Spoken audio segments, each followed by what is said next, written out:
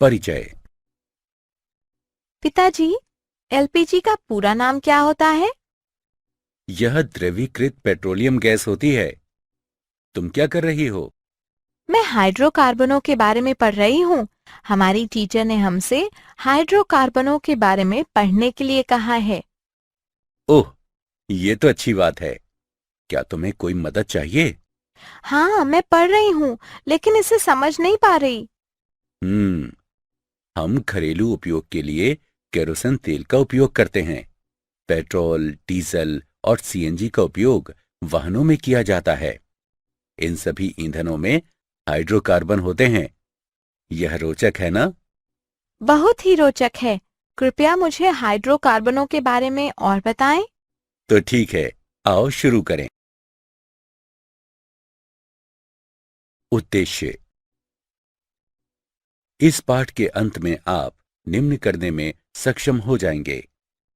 हाइड्रोकार्बनों को परिभाषित करना, हाइड्रोकार्बनों का वर्गीकरण समझना, एल्केनों की व्याख्या करना, नामकरण की आईयूपीएसी पद्धति के अनुसार एल्केनों का नामकरण करना, एल्केनों के समावयवों की पहचान करना तथा उनकी संरचनाएं लिखना, एल्केनों की विरचन की विधियां सीखना, एल्केनों के भौतिक व रासायनिक गुणधर्म लिखना और एथेन के संरूपणों का वर्णन करना।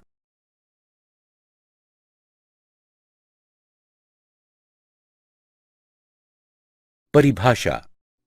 पूरी तरह से कार्बन तथा हाइड्रोजन से बने हाइड्रोकार्बन कार्बनिक यौगिकों का सबसे महत्वपूर्ण समूह है। ये सरलतम संगठन वाले कार्बनिक यौगिक होते हैं और जनक पदार्थ माने जा सकते हैं, जिनसे अन्य सभी कार्बनिक यौगिक उत्पन्न किए जाते हैं। सुविधा के लिए हाइड्रोकार्बनों को दो मुख्य समूहों में बांटा जाता है: विवृत श्रृंखला तथा संवृत्त श्रृंखला। विवृत श्रृंखला वाले यौगिकों में एक से अधिक कार्बन परमाणु होते हैं। कार्बन परमाणु परस्पर जुड़कर एक विवृत श्रृंखला बनाते हैं। इस श्रृंखला में एक या अधिक पार्श्व शाखाएं हो सकती हैं। संवृत्त यौगिकों में कार्बन परमाणु एक या अधिक संवृत्त वलय बनाते हैं। संतृप्त तथा असंतृप्त यौगिकों में इन दोनों मुख्य समूहों के रासायनिक व्यवहार के अनुसार इन्हें आगे उपविभाजित किया जाता है।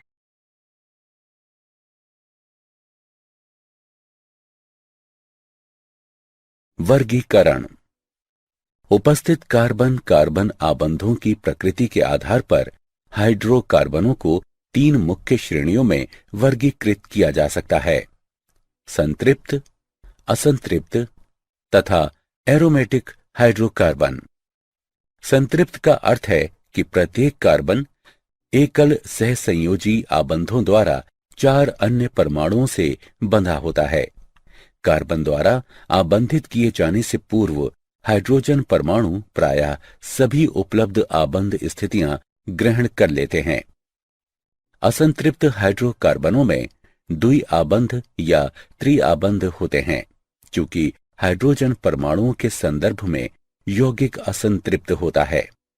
इसलिए अतिरिक्त इलेक्ट्रॉन दो कार्बन परमाणुओं के बीच बंटकर दोहरे या तीहरे आबंध बनाते हैं। एरोमेटिक हाइड्रोकार्बन एक विशेष प्रकार के संवृत्त यौगिक होते हैं। हम कार्बन की चतुर संयोजकता तथा हाइड्रोजन की एकल संयोजकता को ध्यान में रखते हुए दोनों प्रकार यानी विवृत श्रृंखला तथा संवृत्त श्रृंखला के ऐसे अणुओं के मॉडलों की बड़ी संख्या निर्मित कर सकते हैं।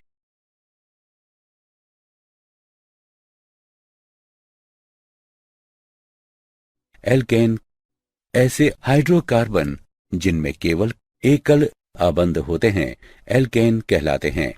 ये संतृप्त हाइड्रोकार्बन कहलाते हैं क्योंकि इनमें प्रत्येक संभव स्थान पर हाइड्रोजन होता है। इससे इन्हें एक सामान्य सूत्र CnH2n+2 प्राप्त होता है।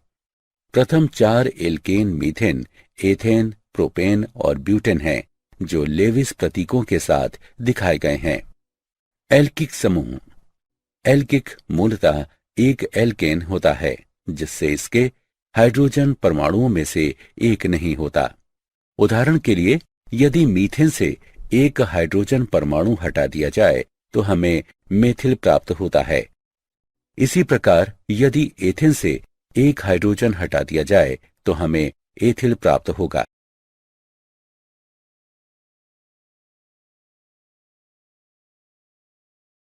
एल्केनों के नामकरण की IUPAC पद्धति। एक, IUPAC यानी international union of pure and employed chemistry में अनेक देशों की राष्ट्रीय रसायन समितियों के रसायन वैज्ञानिक शामिल हैं। IUPAC की एक समिति the commission on nomenclature of organic chemistry ने कार्बनिक यौगिकों का नामकरण करने की एक पद्धति स्थापित की है। किसी यौगिक के नाम का अंतिम प्रतीक उस परिवार को इंगित करता है जिससे यह संबंधित होता है। सभी एल्केनों के अंत में ANE होता है। एल्केनों के नामकरण के IUPAC नियम। सभी एल्केनों तथा साइक्लो एल्केनों के नाम के अंत में ANE होता है। जनक श्रृंखला संरचना में कार्बनों की सबसे लंबी सतत श्रृंखला होती है। उदाहरण के लिए, शाखित श्रृंखला एल्केन को निम्न जनक से बना माना जाता है: CH3, CH2, CH2, CH2, CH2, CH3। बाएं से तीसरे C को CH3 के साथ H से प्रतिस्थापित करते हुए जनक श्रृंखला में श्रृंखला के किसी भी सिरे से संख्यांकित कार्बन परमाणु दो संभव संख्याओं में निम्नतर की प्रथम शाखा की अवस्थिति बताते हैं। दिए गए उदाहरण के लिए बाएं से दाएं सही दिशा है।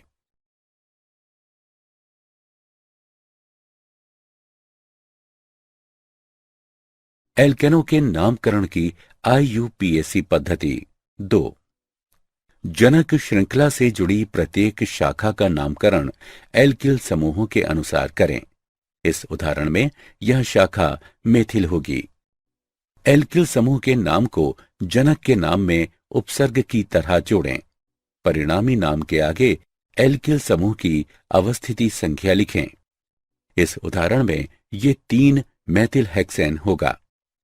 जब जनक से 2 या अधिक समूह जुड़े हों तो प्रत्येक का नामकरण करें और प्रत्येक को एक संख्या से निर्धारित करें। एल्किल प्रतिस्थापियों के नाम वर्णमाला क्रम में व्यवस्थित होते हैं। संख्याओं को शब्दों से पृथक करने के लिए सदैव हाइफनों का प्रयोग करें।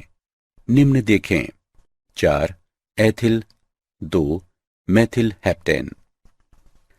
जब 2 या अधिक प्रतिस्थापी सदृश हों तो डाई 2, ट्राई यानी 3, टेट्रा यानी 4 जैसे उपसर्गों का प्रयोग करें तथा प्रत्येक समूह की अवस्थिति संख्या निर्दिष्ट करें। सदैव किसी संख्या को किसी अन्य संख्या से अल्प विराम द्वारा पृथक करें। निम्न देखें: 2, 4 डाइमेथिल हेक्सेन। जब सदृश समूह एक ही कार्बन पर हों तो नाम में कार्बन की संख्या दोहराएं। निम्न देखें: 2, 2 डाइमेथिल पेंटेन। कई बार आपको कोनों पर जाने तथा सबसे लंबी जनक श्रृंखला प्राप्त करने के लिए जिगजैग करने की आवश्यकता हो सकती है। निम्न देखें: 3, 4 डाइमेथिल हेप्टेन।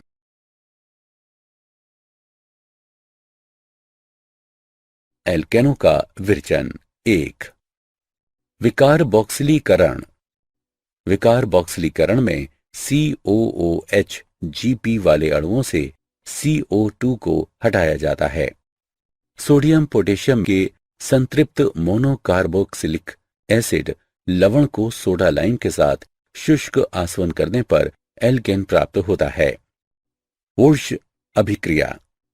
ईथर में एल्किल हैलाइड का विलयन सोडियम के साथ गर्म करने पर एल्केन देता है।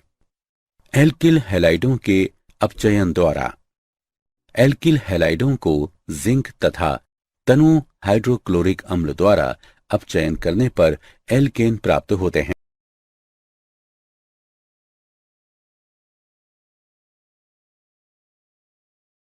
एल्केनो का विरचन 2। एल्केनो के हाइड्रोजनीकरण द्वारा सेबेटिये व सेंडेरेंस की विधि। उत्प्रेरक हाइड्रोजनीकरण पर एल्किन तथा एल्काइन एल्केन प्रदान करते हैं। कोलबेक की विद्युत अपघटनीय विधि। संतृप्त मोनोकार्बोक्सिलिक अम्लों के सोडियम या पोटेशियम लवणों के सांद्र जलीय विलयन का विद्युत अपघटन करने पर एल्केन प्राप्त होते हैं। किसी अम्ल लवण का विद्युत अपघटन सममितीय एल्केन देता है। हालांकि कार्बोक्सिलिक अम्ल लवणों के मिश्रण में सभी संभाव्य एल्केन बनाते हैं।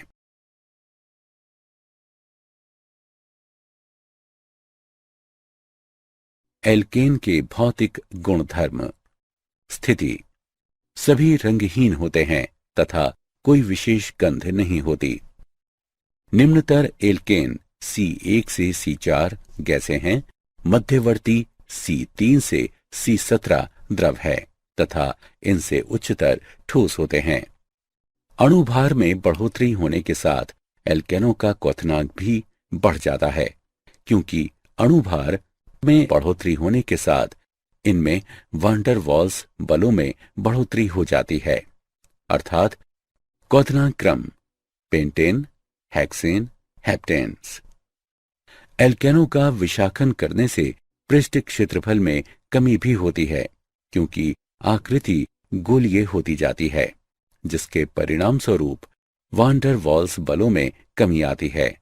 इसलिए समावयवी एल्केनों का क्रम पेंटेन, आइसोपेंटेन और नियोपेंटेन होता है। एल्केनों का गलनांक नियमित प्रवृत्ति नहीं दर्शाता।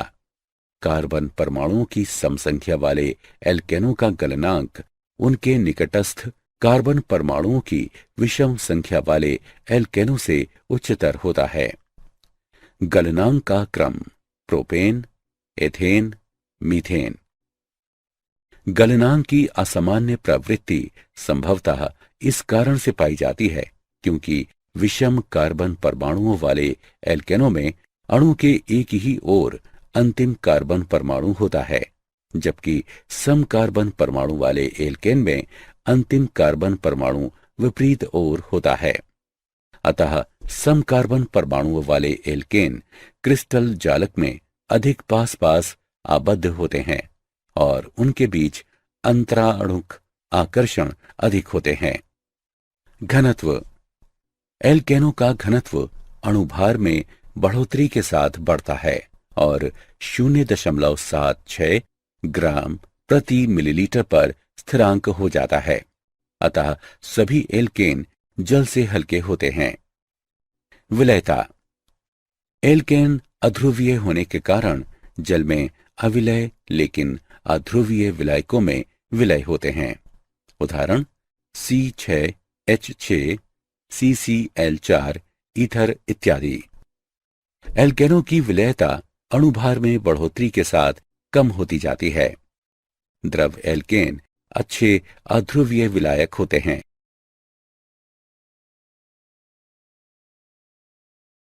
एल्केनों के रासायनिक गुणधर्म। 1. एल्केन उच्च स्थायी प्रकृति के साथ सामान्यतः निष्क्रिय पदार्थ होते हैं। इनकी निष्क्रियता को निम्नानुसार वर्णित किया जा सकता है। एल्केनों में सभी CC व CH आबंध मजबूत सिग्मा आबंध होते हैं और ये सामान्य दशाओं में अम्लों, क्षारकों, ऑक्सीकारकों से प्रभावित नहीं होते हैं। एल्केनों में CC पूर्णतः अध्रुवीय व CH दुर्बल ध्रुवीय आबंध C 2.6 व H 2.1 में अल्प वैद्युत ऋणात्मकता अंतर होने के कारण व्यवहारिक रूप से अध्रुवीय होते हैं।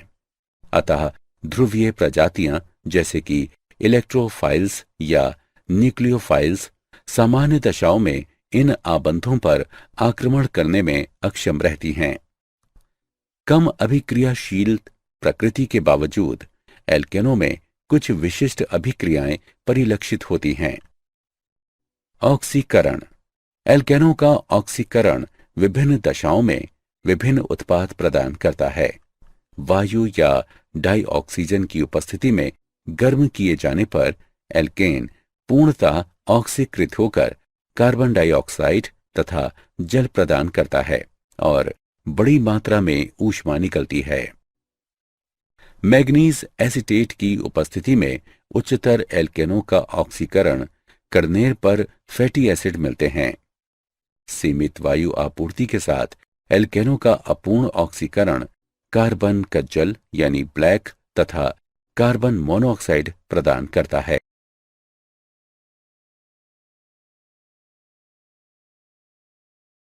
एल्केनों के रासायनिक गुणधर्म 2। प्रतिस्थापन अभिक्रियाएं। एल्केनों में प्रतिस्थापन मुक्त रेडिकल प्रणाली प्रदर्शित करता है। प्रणाली के लिए मुक्त रेडिकल प्रतिस्थापन देखें। एल्केनों में निम्न प्रतिस्थापन अभिक्रियाएं देखी जाती हैं। हैलोजनीकरण। एल्केन के H परमाणु का हैलोजन परमाणु द्वारा प्रतिस्थापन हैलोजनीकरण कहलाता है। एल्केनों का हैलोजनीकरण निम्न के संपर्क में होता है।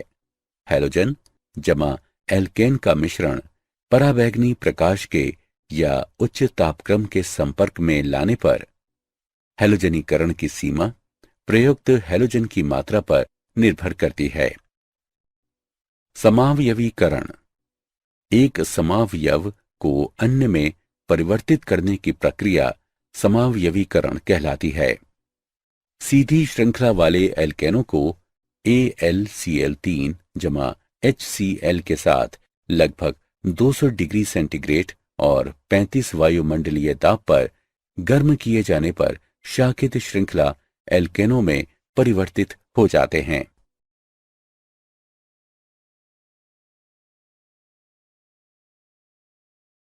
एल्केनों के रासायनिक गुणधर्म 3। एरोमेटिकरण।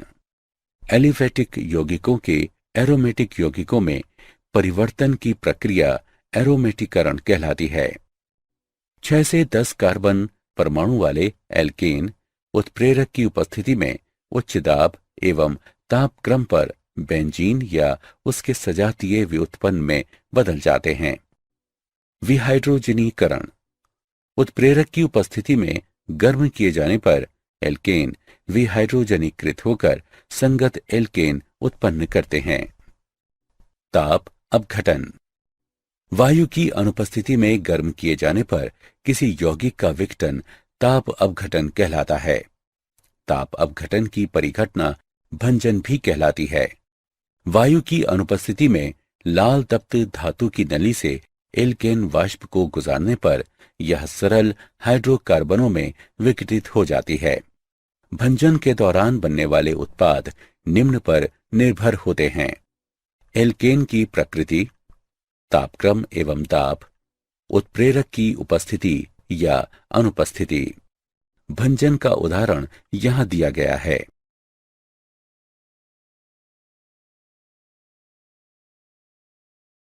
संरूपण।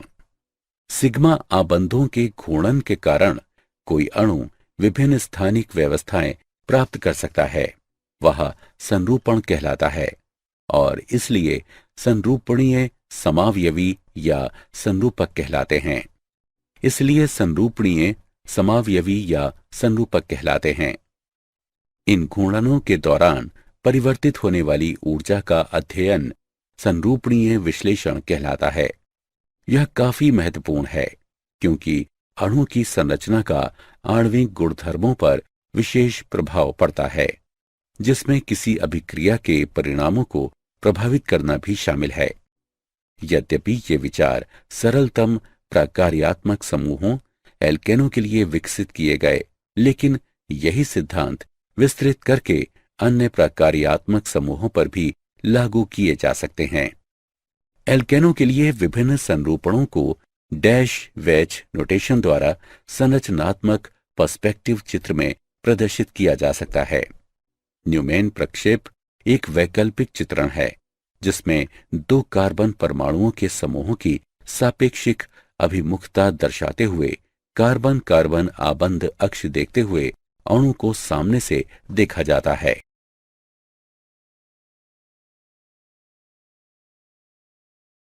एथेन का संरूपणीय विश्लेषण। संरूपणीय विश्लेषण को कंकालीय संरचनाओं से पृथक तरीके से अणुओं के निरूपण द्वारा विशेष सहायता प्रदान की जाती है। अणु का इस प्रकार चित्रण, जिसमें परमाणुओं और आबंधों को उनके घूर्णन वाले अक्ष पर देखा जाता है, न्यूमैन प्रक्षेप कहलाता है। न्यूमैन प्रक्षेप में अणु को एक अक्ष पर देखा जाता है, जिसमें परस्पर आबंधित दो परमाणु व उनके बीच का आबंध होता है, जिस पर अणु घूर्णन कर सकता है। न्यूमैन प्रक्षेप में आबंध निर्मित करने वाले प्रत्येक परमाणु के प्रतिस्थापी, चाहे वे हाइड्रोजन या प्रकार्यात्मक समूह हों, कार्बन कार्बन आबंध के सामने व पीछे दोनों ओर से देखे जा सकते हैं। विशेष रूप से न्यूमैन प्रक्षेप में सामने के परमाणु पर प्रतिस्थापी तथा पीछे के परमाणु पर प्रतिस्थापी के बीच का कोण देखा जा सकता है, जो द्वितल कोण या मरोड़ी कोण कहलाता है। विशेष रूप से एथेन में दो संभव चरम समरूपणों की कल्पना कर सकते हैं। एक उदाहरण में द्वितल कोण 0 डिग्री है और प्रथम कार्बन पर हाइड्रोजन द्वितीय कार्बन पर हाइड्रोजन से संरेखित या ग्रस्त है। जब द्वितल कोण 0 डिग्री होता है और हाइड्रोजन आदर्श रूप में संरेखित होता है, तो एथेन का ग्रस्त संरूपण होता है। दूसरी चरम स्थिति तब होती है जब प्रथम कार्बन पर हाइड्रोजन द्वितीय कार्बन के हाइड्रोजन से अधिकतम संभव दूरी पर होता है। इससे 60 डिग्री का द्वितल कोण बनता है और ये सांतरित संरूपण कहलाता है। एथेन का सांतरित संरूपण ग्रस्त संरूपण की तुलना में 12.1 kJ/मोल अधिक स्थायी होता है। इस तरह एक मेथिल समूह अन्य के सापेक्ष 360 डिग्री पर घूमता है। यौगिक 3 अस्थायी ग्रस्त रूपों द्वारा 3 स्थायी सांतरित संरूपणों से गुजरता है। ये अवरोध इतना छोटा होता है कि 25 डिग्री पर यौगिक का संरूपण प्रति सेकंड में लगभग 500 लाख बार परिवर्तित होता है।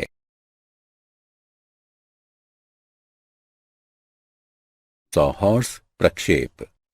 सॉहॉर्स प्रक्षेप न्यूमैन प्रक्षेपों के लगभग समान होते हैं, लेकिन इनका उपयोग इसलिए अधिक किया जाता है क्योंकि कार्बन कार्बन आबंध जहां न्यूमैन प्रक्षेप में संकुचित होता है, वहीं सॉहॉर्स प्रक्षेप में ये पूरे विस्तार में दर्शाया जाता है।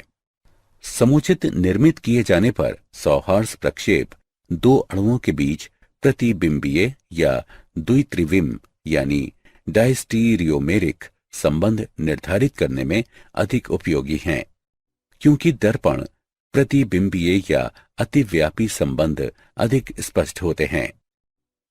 न्यूमैन प्रक्षेपों की तरह सॉहॉर्स प्रक्षेप में अणु का दृश्य एक विशेष कार्बन कार्बन आबंध से देखा जाता है और आगे एवं पीछे के कार्बनों को जोड़ने वाले समूह 120 डिग्री कोणों पर तीलियों का उपयोग करके चित्रित किए जाते हैं।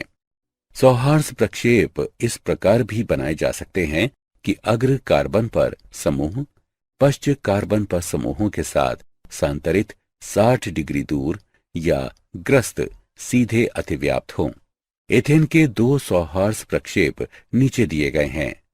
बाईं ओर की संरचना सांतरित जबकि दाईं ओर की संरचना को ग्रस्त दिखाया गया है। ये सरलतम सॉहॉर्स प्रक्षेप है क्योंकि इनमें केवल 2 कार्बन हैं और सामने व पीछे के सभी कार्बन समूह समधर्मी हैं। क्या आप जानते हैं पेट्रोलियम भूविज्ञान तथा रसायन विज्ञान में भंजन वह प्रक्रिया होती है जिसके द्वारा जटिल कार्बनिक अणुओं जैसे कि भारी हाइड्रोकार्बनों के कार्बन कार्बन आबंधों को तोड़ते हुए उन्हें सरल अणुओं जैसे कि हल्के हाइड्रोकार्बनों में विखंडित किया जाता है।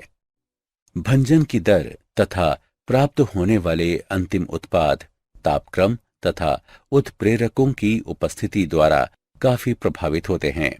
बड़े एल्केन को छोटे अधिक उपयोगी एल्केनों तथा एल्किनों में तोड़ने की प्रक्रिया भंजन है। सरल रूप में हाइड्रोकार्बनों का भंजन लंबी श्रृंखलाओं वाले हाइड्रोकार्बनों को छोटी श्रृंखलाओं वाले हाइड्रोकार्बनों में तोड़ने की प्रक्रिया होती है।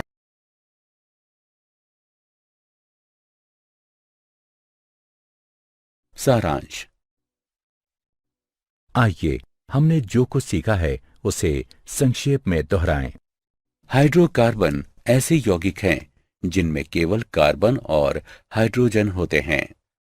हाइड्रोकार्बनों को मुख्यतः कोयले एवं पेट्रोलियम से प्राप्त किया जाता है, जो ऊर्जा के मुख्य स्रोत हैं। हाइड्रोकार्बनों को उनकी संरचना के अनुसार विवृत श्रृंखला वाले संतृप्त तथा असंतृप्त, संवृत्त और एरोमेटिक के रूप में वर्गीकृत किया जाता है। मुक्त रेडिकल प्रतिस्थापन, दहन, ऑक्सीकरण तथा एरोमेटीकरण एल्केनों की महत्वपूर्ण अभिक्रियाएं हैं। सीसी सिग्मा आबंधों पर मुक्त घूर्णन के कारण एल्केन संरूपणीय समावयवता प्रदर्शित करते हैं। एथेन के सांतरित तथा ग्रस्त संरूपणों में से संतरित संरूपण अधिक स्थायी होते हैं, क्योंकि उनमें हाइड्रोजन के परमाणु अधिकतम संभव दूरियों पर रहते हैं।